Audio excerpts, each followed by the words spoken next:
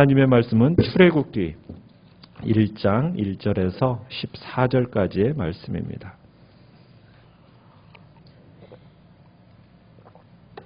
출애굽기 1장 1절에서 14절까지를 교독하겠습니다.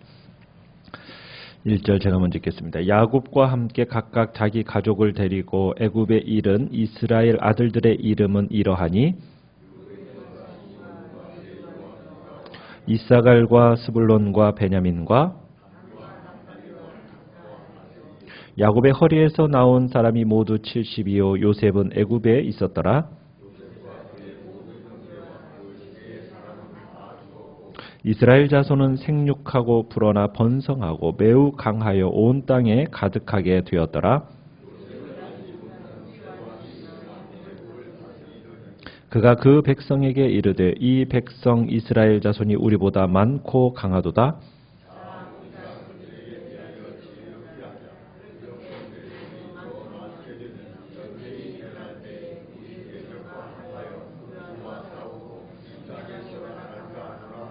감독들을 그들 위에 세우고 그들에게 무거운 짐을 지워 괴롭게 하여 그들에게 바로를 위하여 국고성 비돔과 라암셋을 건축하게 하니라.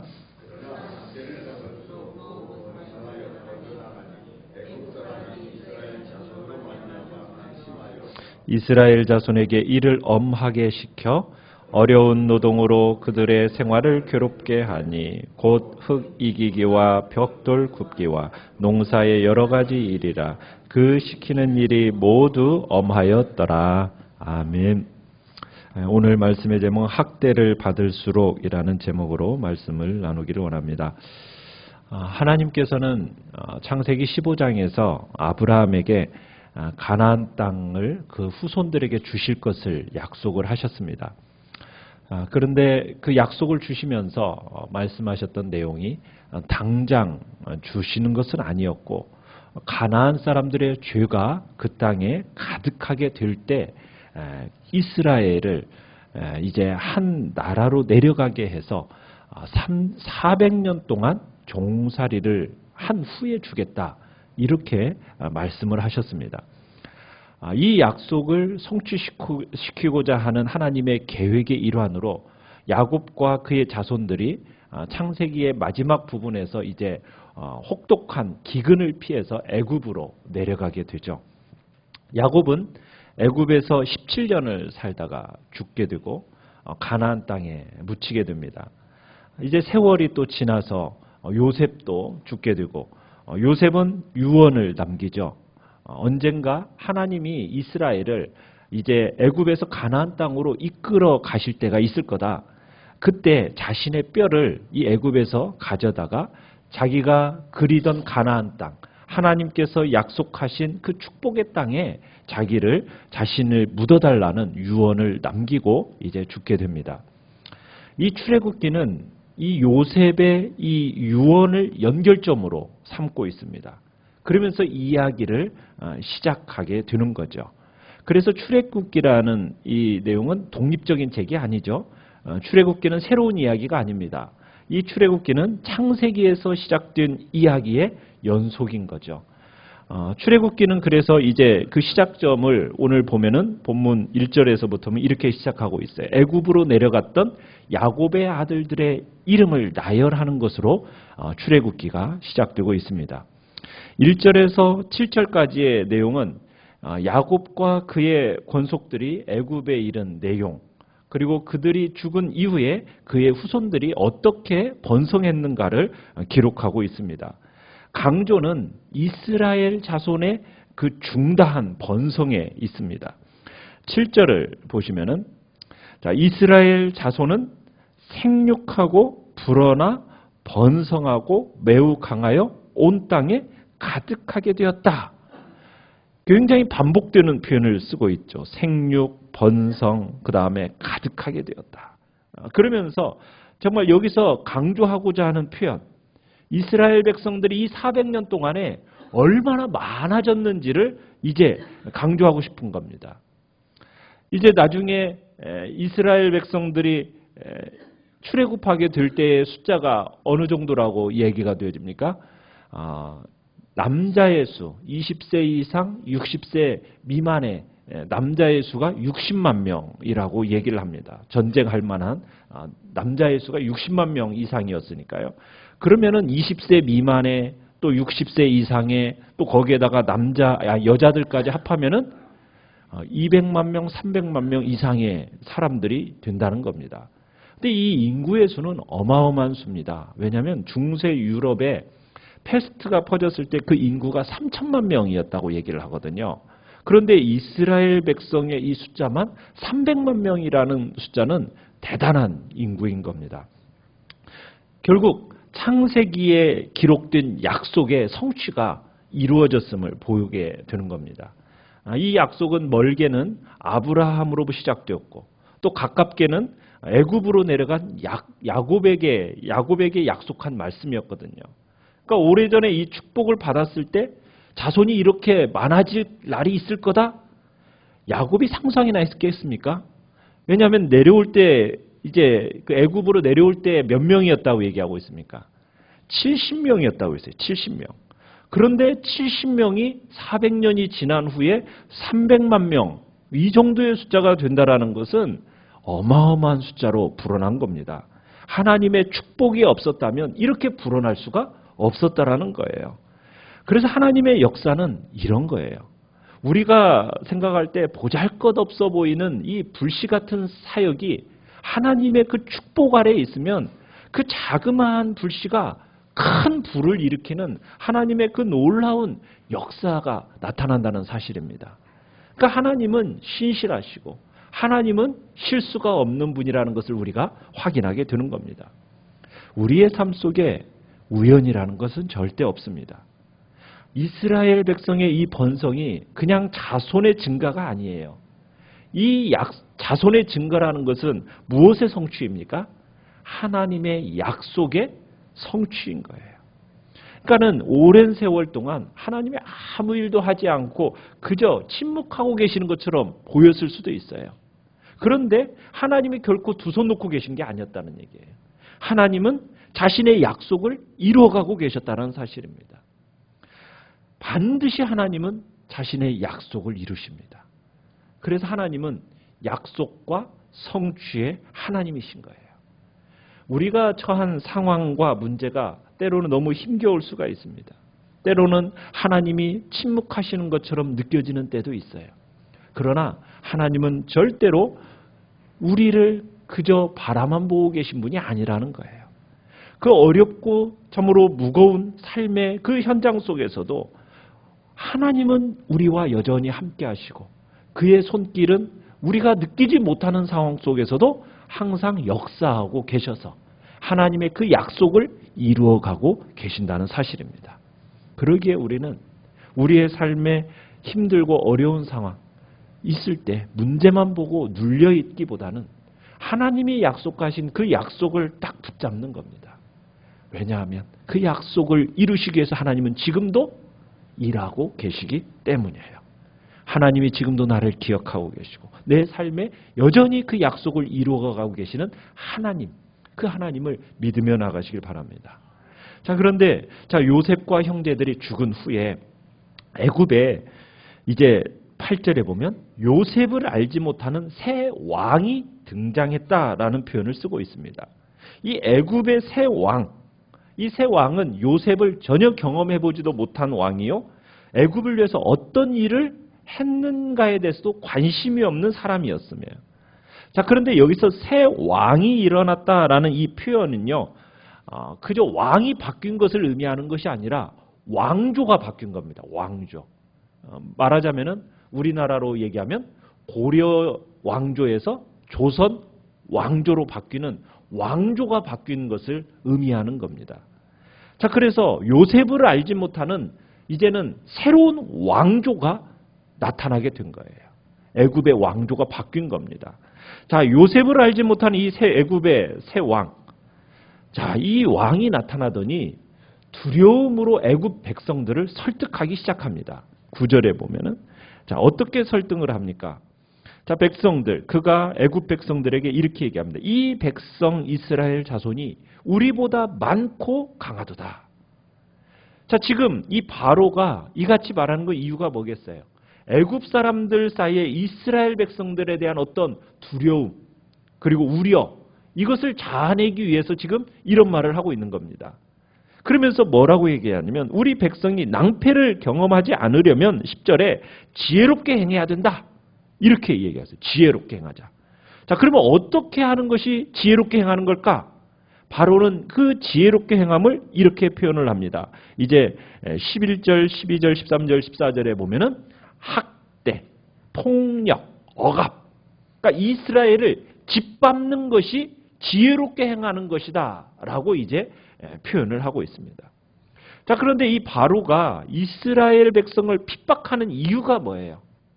핍박하는 이유는 이스라엘 백성이 지금 많고 강해졌기 때문입니다. 9절에 보면 그죠? 우리보다 많고 강해졌다. 자, 그런데 바로가 걱정하는 게 있어요. 무엇을 걱정하느냐면 자, 10절에 보면은 그렇게 얘기하죠. 우리가 그들에 대해서 지혜롭게 행하자. 두렵건대 그들이 더 많게 되면 전쟁이 일어날 때에 우리 대적과 합하여 우리와 싸우고 이 땅에서 뭐 할까? 나갈까 하노라. 그러니까 지금 바로가 염려하는 것은 뭐 애굽을 전복시켜서 애굽을 통치하겠다.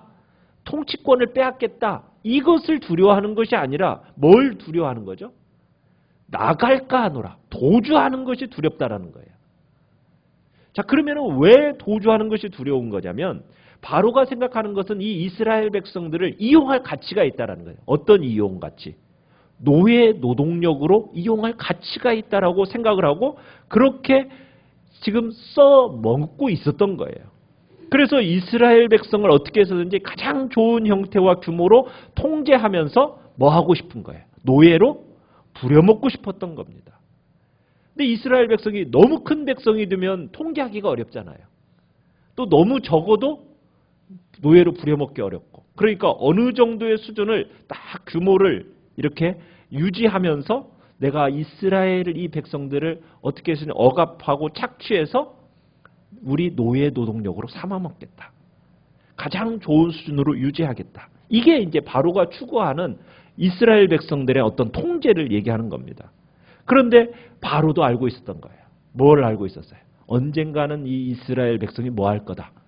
나갈 거다. 탈출을 시도할 것을 바로가 이미 알고 있었던 거죠. 그래서 이 바로가 이것을 통제하기 위해서 탄압하기 위한 조치를 취합니다. 이스라엘 백성을 어떻게 해서니 영원한 노예로 부려먹겠다라는 그런 목적을 달성하기 위해서 어떻게 진행을 하느냐면 11절에 그렇게 하죠. 괴롭게 했다라는 단어를 쓰고 있습니다. 괴롭게 하다. 또 13절에는 엄하게 시키다. 또 14절에도 괴롭게 하다, 엄하였더라. 이 표현을 쓰면서 지금 이제 이스라엘 백성들을 괴롭게 하고 엄하게 일을 시키는 걸 보게 돼요. 근데 이 두 단어는 이미 창세기 15장에서 쓰여진 단어입니다. 창세기 15장에서 이미 15장 13절에서 이렇게 얘기해요. 내 자손이 이방에서 객이 되어 그들을 섬기겠고 그들은 400년 동안 내 자손을 괴롭히리니. 그러니까 이 단어를 그대로 가져다가 여기서 쓰고 있는 겁니다.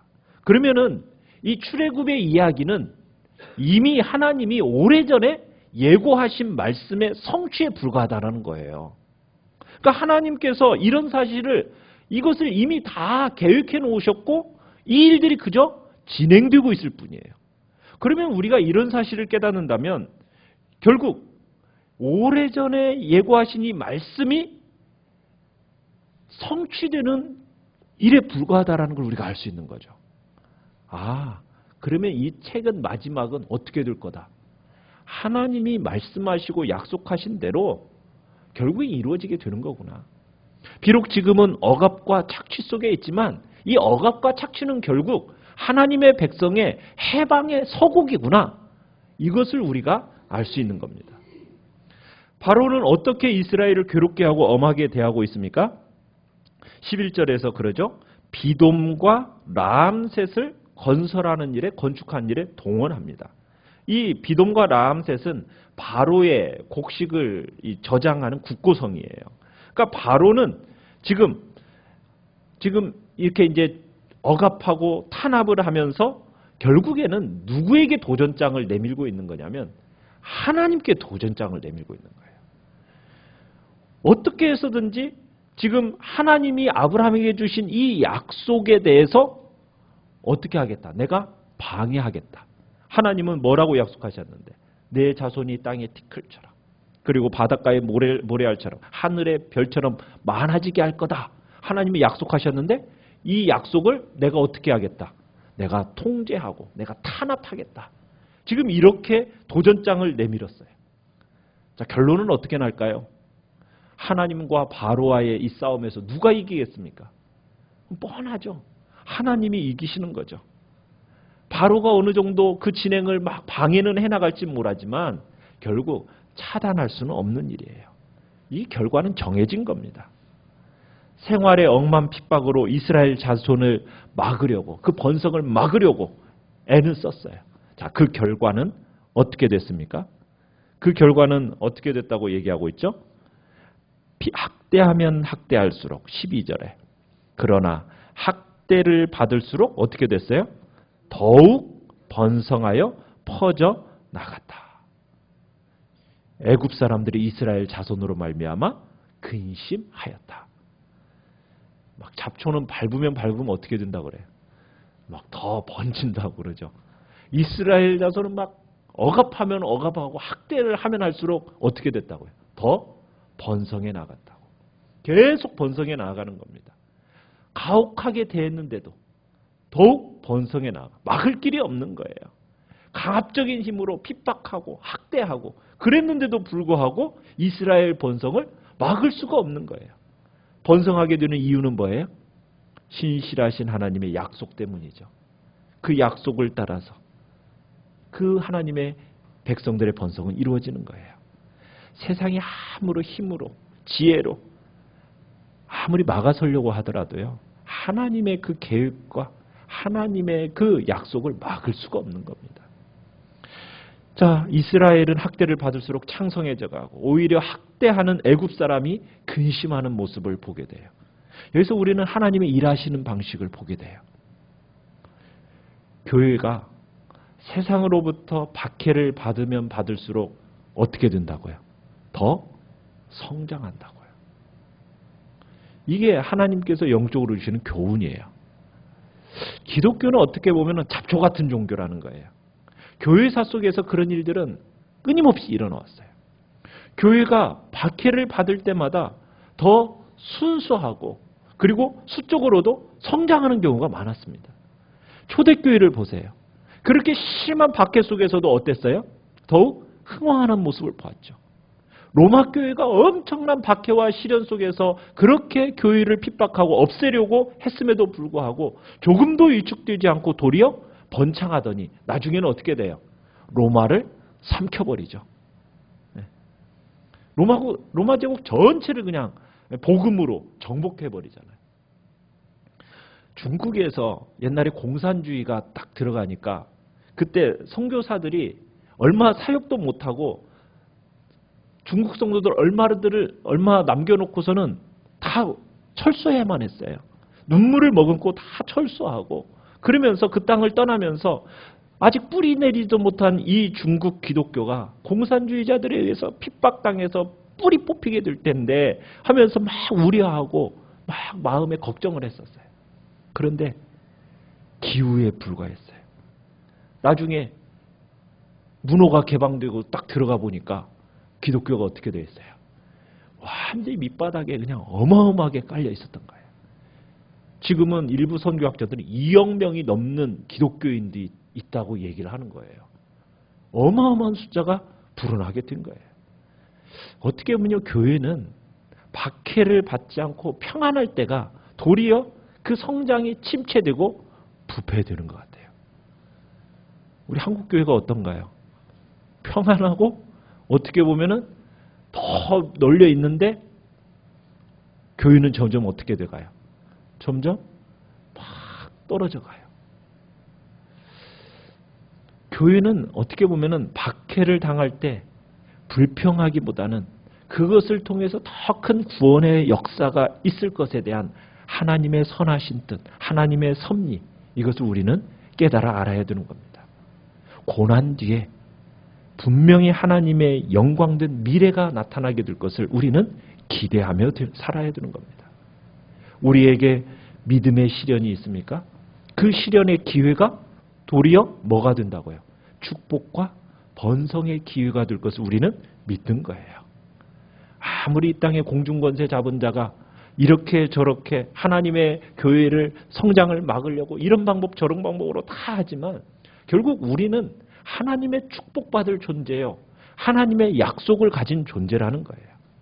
아무리 사단의 지시를 받아서 이런 끊임없이 도전하고 박해한다 할지라도 때로는 고통을 당한다 할지라도 우리는 결국에는 넓게 볼 때는 우리는 복받은 자요.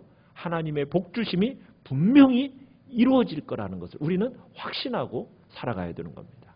도리어 성도들이 당하는 고난은 하나님의 축복의 한 방편이다. 우리는 이렇게 믿고 그것을 담대하게 받아들여야 되는 겁니다. 그 속에서 우리는 우리 안에 인격을 다듬어 가야 되는 거죠. 우리는 주님 앞에서 하나님의 백성들은 어려움을 당하면 당할수록 더 번성하고 창대할 거라는 그런 믿음으로 오늘 한 날도 참으로 주님 안에서 믿음의 길을